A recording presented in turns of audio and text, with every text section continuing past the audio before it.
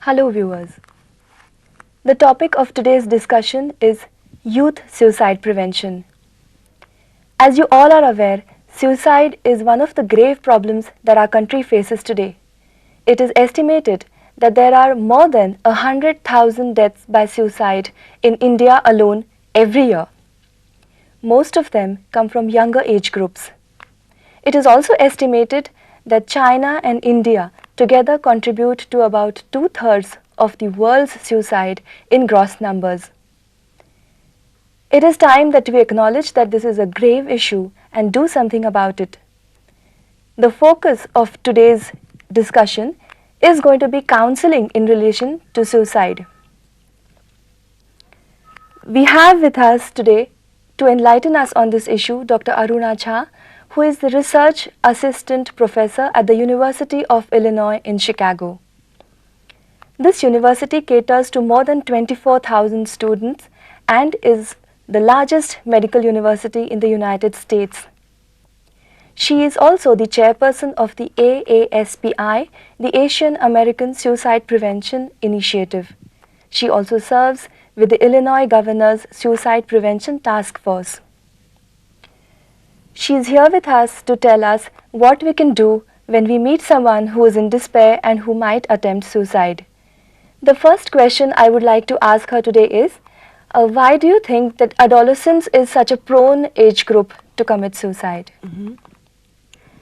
What literally years and years of research has shown, and what you and I know, Megha, is that adolescence is a very crucial developmental phase that extends more than 10 to 15 years, not 5 years as a lot of parents believe, from approximately 12, which is puberty, all the way into 25, 26, maybe 30, you know. In this time period, it's not only that the body grows and the person moves into adulthood, so the hormones are raging in the body, but while the body takes on adult proportions, the emotional makeup of the person doesn't grow at exactly the same rate. So in simple terms, what you have is a child in a grown-up body. Now the other issue is that one of the primary tasks of adolescence is to figure out who you are, where do you belong, and what is your place in this world. Identity crisis. Right. It's the identity issues. How adolescents struggle with the identity issues is to take graduated steps from being a part of a close-knit family to doing simple experiments of seeing whether they can successfully become a part of the community, their friends group, the social group, and then hopefully the world at large. This process is called individuation. But what we know from suicide research is that it looks straightforward on paper. And what you've addressed is that often it's a conflicted, stressful time period. That's right. And these stressors make adolescents much more prone to respond with suicidal ideation than adults would respond to similar situations. Correct. Now, as it is, this phase is very, very stressful in everybody's life. Are there any other risk factors that complicate this process, that add to the aggravation in this phase of life and that probably contribute to committing suicide? There's lots and lots of very good research related to risk factors for depression and suicidal ideation in youngsters, and some research from India as well.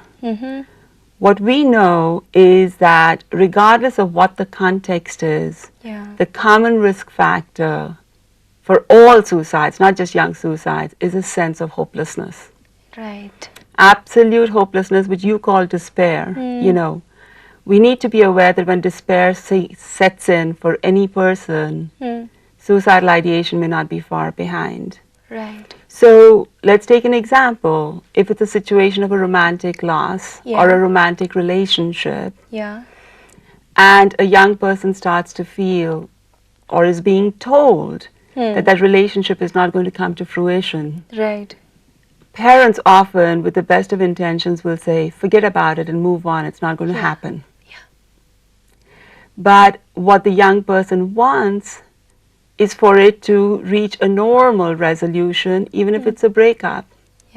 When somebody else comes and tells them that this relationship is a no-no, that's when hopelessness sets in. Push them to the edge It pushes them to the edge. So a lack of choices is the second way to say the same thing. That when people don't have choices, alternatives to solve their problems, then there is an issue of considering suicide as the only way to resolve the situation. People who are actively engaged primarily in suicide research talk about a phenomenon called psych-ache. Psych-ache? Yes, psych as in psyche. Right. Your psychological makeup. And what we are learning from talking to people who've attempted and lived through their attempt is that the pain they feel is very much like a physical injury. Really? Yes, it's almost as if you lose an arm or a leg, you know? Okay. And a further dimension of psych-ache is what's called psychic perturbation. Perturbed. Psychic perturbation? Yes, that you're perturbed, which is, you know, psychologically your worldview has changed, your basis, your foundation has shaken up. Right. So that causes a perturbation. So these are the dimensions that you look for in someone. Okay. But in terms of risk factors, there are many others as well.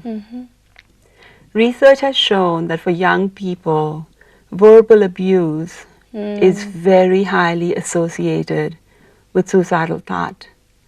So families that have a very loud way of communicating, an authoritarian parenting style, Right. and no place, absolute no permission given to young people to express their distress at being confronted in that way, those young people think of suicide. All right. Depression, straightforward, clinical depression, and I don't know if everyone knows what the signs and symptoms are, but we say in the field that if you've been depressed to the degree that your habits have changed, so you don't eat the way you used to eat before, Right. you don't take pleasure in wearing the clothes you used to before, Okay. you are not interested in your friendships anymore, you want to stay by yourself, you know, loss of appetite, loss of sleep. These are signs of what's called clinical depression. Right. And if that extends beyond 2 weeks, actually the brain chemistry has changed. That's right. So these are the things that people can be vigilant about. Absolutely. So these are the signs that the person might show that he's on the verge of despair. And Absolutely. In addition to that, we know that other forms of mental illness that often go unrecognized or unresponded to, like manic depressive illness, which is not just straightforward depression, but you have a cycle of euphoria, which is extreme happiness, alternating with extreme mood swings towards depression. So bipolar disorder is a disease, it's an actual disease that can be treated, which is very highly associated with suicide risk. Because the mood swings are unpredictable, you know? Yes. So these people deserve our compassion and our support. Schizophrenia manifests in young people. The first episodes are with people in their late teens or early 20s. Right.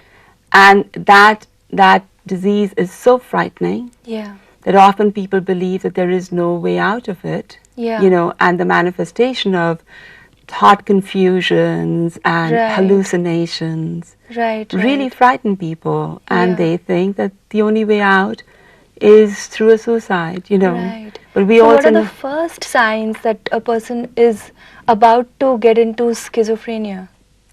Well, with schizophrenia, what it is a real confused state of mind. It's an actual thought disorder. Right. So people will be able to see that there's a thought disorder when there's no logic Yeah. in the conversation. Okay. When okay. people are not giving you straightforward answers Yeah, to yeah. very simple questions. Hmm. The other major symptom of schizophrenia is hallucinations. Hallucinations, which means that you hear voices, Mm-hmm.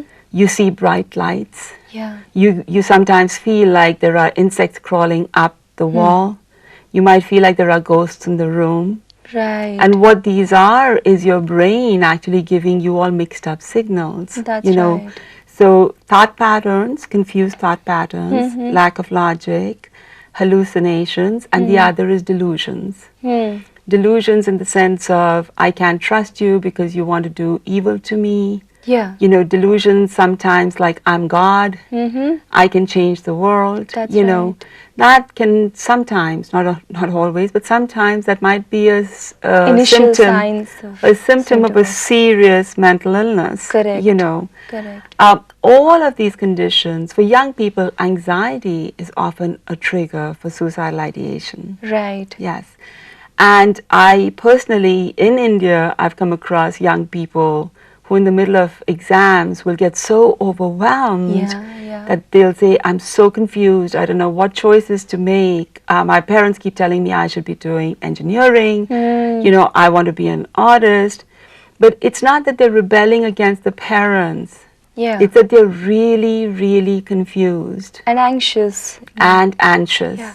And so what we want us to share with our viewers is that anxiety is also an actual condition.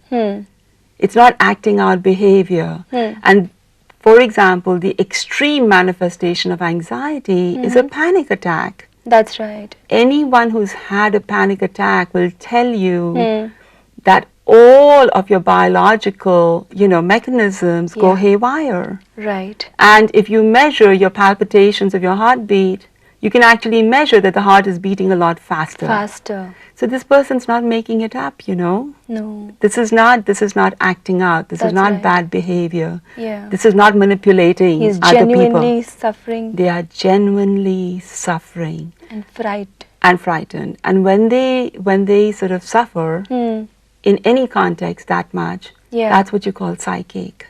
That's right. So we need to recognize that it is a pain that they're not able to deal with. And when they're not able to deal with it, then they think that the answer is nothing is but to not live anymore. Yeah, that's Okay, finally, all of these situations get aggravated when people try to self-medicate. Yeah. You know, take sleeping pills because you've not been able to sleep. Yeah.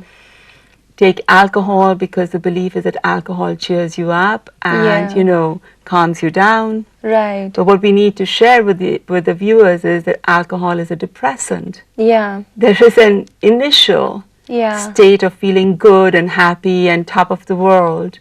But when the alcohol enters the bloodstream, it actually is a depressant that slows your reaction times down and starts to make you feel worse than before you drank the alcohol. That's right. So young people, old people, everyone is often trying to self-medicate as a way to not go and actually seek help for very, very serious situations. Correct. One more thing I would like to ask you is, if someone comes to you and admits that I have an idea to commit or attempt suicide, what are some of the things that you should say to the person, and what are some of the things that you should always avoid saying to this person, because one mistake can end a life? Well, hopefully not just one mistake, but you know what we know from the research again, and hindsight is 20/20, so it's perfect when you're looking back, you know, is that often young people and older people have given lots and lots of cues that were not picked up. Right. So people didn't realize that it was all about, you know, oncoming, self-inflicted death. So I would like to suggest that very few people will actually come and say to anyone that I'm suicidal. They may make, you know, threats in conversation in the sense of, this life's not worth living, and sometimes like a joke. Right. That if this happens to me again, I'm going to kill myself. Yeah. you know. Yeah. But more than likely, they're actually going around in complete silence because of the shame that's attached and this belief system, this myth that it's weakness, that if only you had the willpower, you would be able to deal with the situation. You know, we like to empower ourselves at the cost of everybody else by saying that, you know. So I would recommend that if you see somebody feeling very depressed or withdrawn or overly anxious, confused, overwhelmed, you have to take the first step to ask them how bad is the situation first, you know. For example, you could say, you know, I've seen you go around like this for days now. Yeah. It looks like you're struggling with something very, very serious and difficult. Right. What is going on in your life? That's right. I would like to be here for you.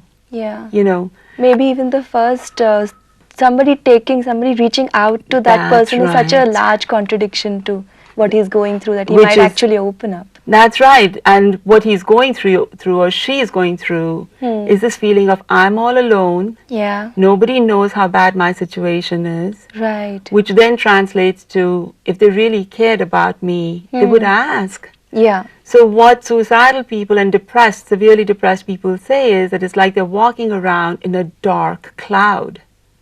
In a dark cloud, yes. Yeah. And so if it's a big dark cloud that's surrounding your head, people should be able to see it, right? Yeah. And when we don't recognize it, they feel so isolated. Exactly. So invite the conversation, you know, let them open up. Yeah. Don't show them that you're getting frightened, but by what you're recognizing Yeah, in because them. often that can happen, that I get so scared about what he admits to me. That's right. There are lots and lots of myths about what people should do and shouldn't do in the context of suicide. One of the biggest myths is that if you ask someone if they're suicidal, you actually plant the idea in their head. It's not true. It's not true. It's not true. Because the fact is the idea is already in their head.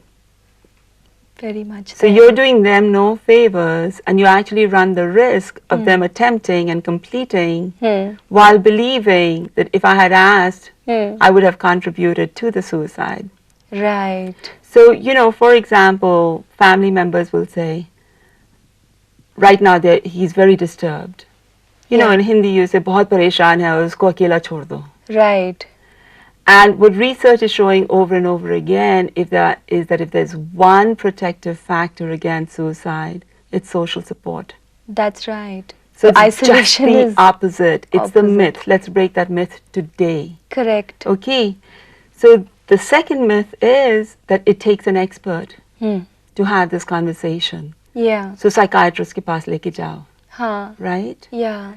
Whereas it doesn't take expertise. It just takes a demonstration of caring. Right. And so crisis intervention and suicide prevention trainings, we are doing what's called street level gatekeeper training. Okay. Which is anybody who's coming in contact with people needs to recognize the signs of suicidal risk. That's right. And step in and intervene. Yeah. You know? Yeah. So you don't need to be a mental health professional. You don't need to be a psychologist, trained social worker, psychiatrist, doctor. That's right. In fact, sometimes a loved friend is the best person.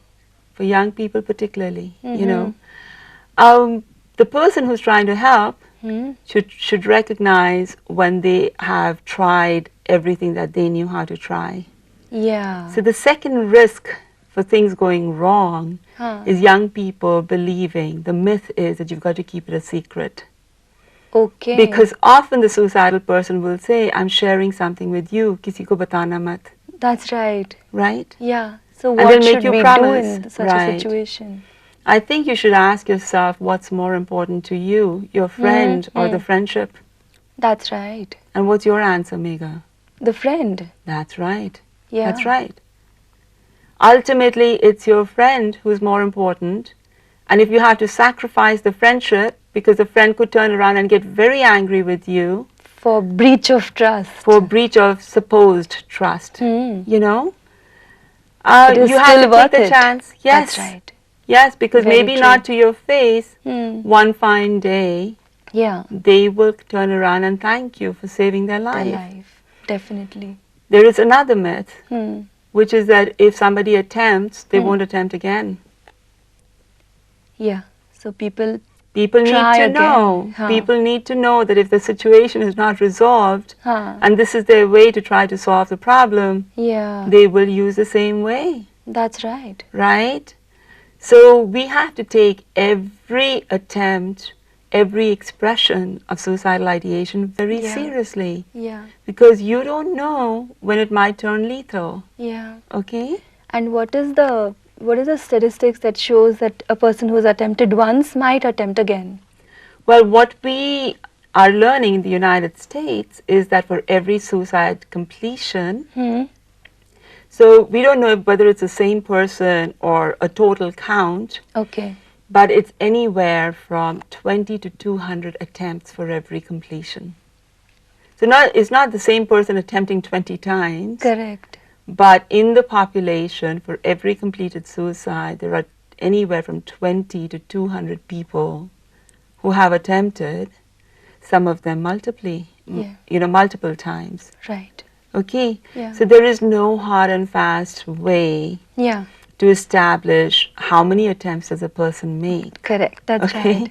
And we should not even want to go there. Yeah. Because all that we're trying to do is reassure ourselves, Yeah. not reassure the other person. Mm-hmm. So that's why it's worth repeating. Yeah. We have to take every attempt. Correct. Yeah, seriously. What I would like to ask you now is, once we have listened to the person, allowed him to express himself, it's like we have given him the first aid of counseling, what we could do at our level of expertise. We are not counselors, all of us. So whatever we could do, we have done. But then, which are the organizations where we can seek help once we have given the person the kind of listening he needs? Well, okay. There are 2 steps that you need to do beyond the listening, which anybody can do. Right? Because just listening and the person saying, yes, I'm suicidal, is not enough. That's not enough. Because what you need to do is assess the lethality of that ideation. Right. So you have to continue the conversation for a little while and say, all right, you're saying that you've been thinking about suicide. Yeah. How serious is that thought? That's right. How often do you think? Yeah. Are you thinking about it right now? Mm-hmm. Okay. Mm.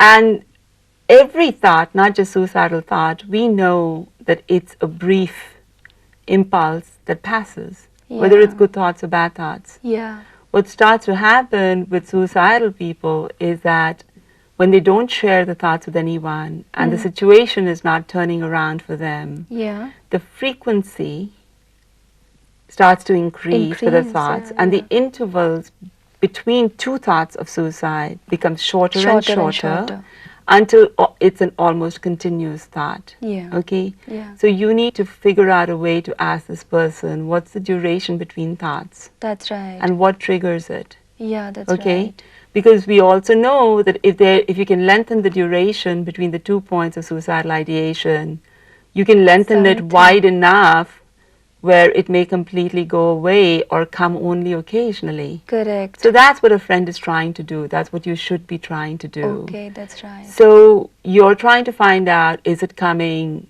every 5 minutes? Is it only situation specific? Yeah. Does it happen when your parents yell at you, you know? Yeah. So is it only when it's then? Yeah. So then you say, all right, you know, you went home, your parents yelled, and so now you're thinking about suicidal ideation, but you're in college, your parents are not here, I'm with you. Are you feeling suicidal right now? Or is it becoming less? That's right. So you measure the lethality of the thought by saying something like, and anybody can do it. Yeah. On a scale of 1 to 10, with 10 being the most intense that you've ever felt, Yeah. how strong where do you place yourself Correct. right now? Yeah. You know, if they say it's a 4 or 5, you know that they're at less risk, and so then you have to say, you know, have you tried counseling? That's right. Can I take you somewhere? Yeah.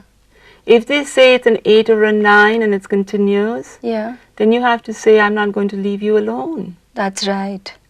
I want to take you to somewhere where we can get some help for you. That's right. Because then you've exhausted everything that you can do, unless and Correct. until you're a mental health professional. That's right. And that's when people will start backing off, because there is the stigma of people thinking that you're weak, you're not able to help yourself, or you need that you're help. crazy, or that you're crazy. That's right. Right? It's very unfortunate. Very unfortunate, not only in our country, but across the world. That's how people react. Because we're uncomfortable when people say they're suicidal, right? Right. So then you have to say, look, I'll go with you. I'll be there with you. Okay. You know, will that help you? Yeah. And you have to empower the person to actually do the talking, you know. Right. If it's really bad, then you have to say, look, I'm going to throw the trust issues out of the window. Right now, I can't honor the promise that you took from me. Yeah. Firstly, don't promise that you won't tell anybody. Please, young Yeah. people, don't make that promise, okay? Yeah. So then say that I have to call somebody. Let me call them right in front of you so you know what I'm saying to them, That's right. right? Yeah. And then if you feel comfortable, let's go for 5 minutes. That's right. And even in that 5 minutes, even in walking to get some help, Yeah. you're buying time. So time is the weapon. That's right. Organizations, where can they go? Yeah. That was your question. If your college or your school has counselors, please go to them. Okay. If your own parents are somebody that you don't want to talk to, or your friend is saying, look, they're the cause of my problems, how can I go talk to them? Try to think of an older person Okay. that you have a relationship with, that you That's could right. go to, you know? Somebody who's more mature than Trusted. you Yeah. that might be able to help you, you know? Right. If none of that is available, take them to the emergency room of a hospital, Yeah. you know, and say that this person is, it's called at risk of imminent danger. Okay. That if the person is going to be left alone, Yeah. they are going to injure themselves. Right.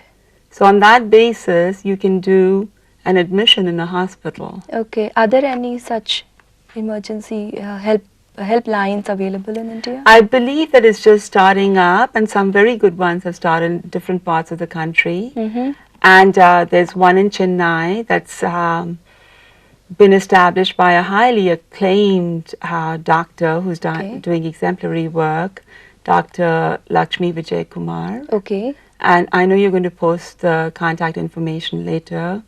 Delhi has a hotline for youth to call. Okay.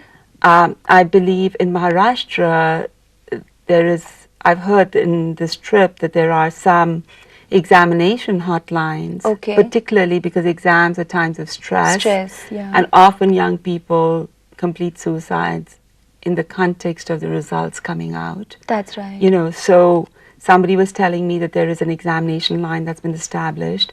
In Kerala, there is an organization called Maitri Kochi. Maitri Kochi. Okay. Maitri Kochi, and they have a website, and apparently they're doing very, very good work Okay. to intervene and help with people who are suicidal. Right. There's an organization called the Good Samaritans that Okay. is doing work with suicidal people All right. and with survivors. So it's starting to happen, and we know that it's not going into the villages just yet or into outlying areas of cities, but at least a beginning has been made. That's right. So viewers, I want to thank Dr. Aruna for being with us today, and she's given us some very, very important information, and I'm sure it has given us important insights into how to handle a case just in case somebody admits having suicidal thoughts to us. What are some of the things that we should bear in mind while dealing with such a person, how to be more compassionate, as well as she's given us some important information about some of the helplines that can be available in such an emergency. Thank you very much. Thank you.